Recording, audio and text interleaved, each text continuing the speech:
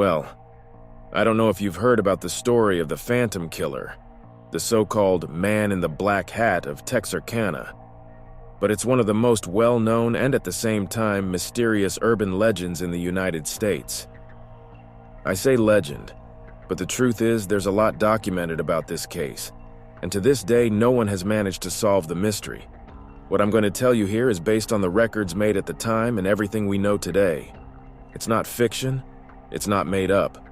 And if you want to know more, you can check out the newspapers from back then, the police files, because it's all there. The whole story begins in the 1940s, more precisely in 1946. The town of Texarkana is right on the border between Texas and Arkansas, and back then, it was a small, quiet place. But suddenly, everything changed when a series of murders started happening there. The first victims were a couple, Jimmy Hollis and Mary Jean Larry, who were inside a car on a deserted road when they were attacked by a man wearing a mask and a black hat. Jimmy was beaten, and Mary unfortunately was assaulted. They survived, but the attack was just the beginning of a wave of crimes that would shake the town. After that first attack, more people started being killed in the same way, mostly couples who were in isolated places inside their cars. The murders were brutal, with no apparent motive. The town went into a panic. The press started calling the killer the Phantom Killer, because no one knew who he was or where he came from. The only thing the surviving witnesses could say was that he wore a mask covering his face and a black hat, and that's where the name Man in the Black Hat comes from. The town was thrown into chaos. People were afraid to go out at night. They locked their doors and windows, and the local police, along with the FBI, launched an intense investigation. They interviewed hundreds of people, followed several leads, but the killer always got away. No matter what they did, he always seemed to be one step ahead. The media sensationalized the case a lot, which only increased the population's fear. Newspapers from that time talked about how the streets of Texarkana were deserted at night, and many people started carrying guns to protect themselves. What's scarier about this story is that the Phantom Killer just disappeared out of nowhere. After killing 5 people in a 3-month period, he vanished.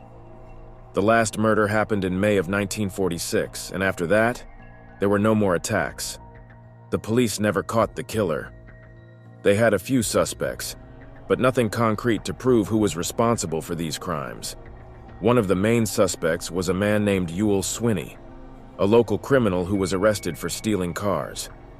The police thought he might be the Phantom Killer, but they never found enough evidence to convict him. He ended up being convicted of other crimes and died in prison, but the mystery of the murders was never solved. The town of Texarkana was never the same after those crimes. For many years, people avoided talking about it. The town tried to move on, but the fear and mystery continued to hang in the air. The case of the Phantom Killer even inspired a horror movie called The Town That Dreaded Sundown, which came out in 1976, and to this day, the town shows the movie every year as a way to remember what happened. Now, there's something curious about this story. Even with all the investigation, with the press covering the case closely and the FBI involved, there are many people who say the Phantom Killer never really left. To this day, residents of Texarkana swear they've seen the Man in the Black Hat walking around the town at night. There's no way to prove it, of course, but it's a legend that persists. Some people believe that the original killer, or someone connected to him, still lives there, hidden, waiting for the right time to strike again. And this legend lives on today because the case was never solved. That's what keeps the mystery around the Phantom Killer so strong. If you go to Texarkana and ask the older folks, many will tell you they grew up with this story. It was something parents told their kids to keep them inside at night, to teach them to be careful. It's not like other urban legends that are just made-up ghost stories. This case was real, and if you look in the town's archives, in the newspapers from that time, you'll find everything documented. The deaths, the attacks, the investigations, it's all there. So if you want to know more about this macabre legend, I suggest you take a look at the historical records. Nowadays, with the internet, it's easy to find this stuff. And if you ever pass through Texarkana, it's worth visiting the places where these crimes happened, like the famous road where the first attack occurred. Of course, the town has changed a lot since the 1940s, but the stories remain, and who knows? You might even talk to a local who has something more to say about the man in the black hat. This story doesn't have a happy ending.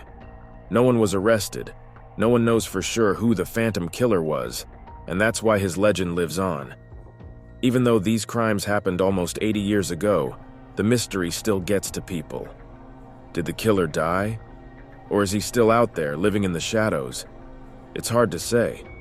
But one thing's for sure. The Phantom Killer left a mark on Texarkana that will never be erased. So what do you think?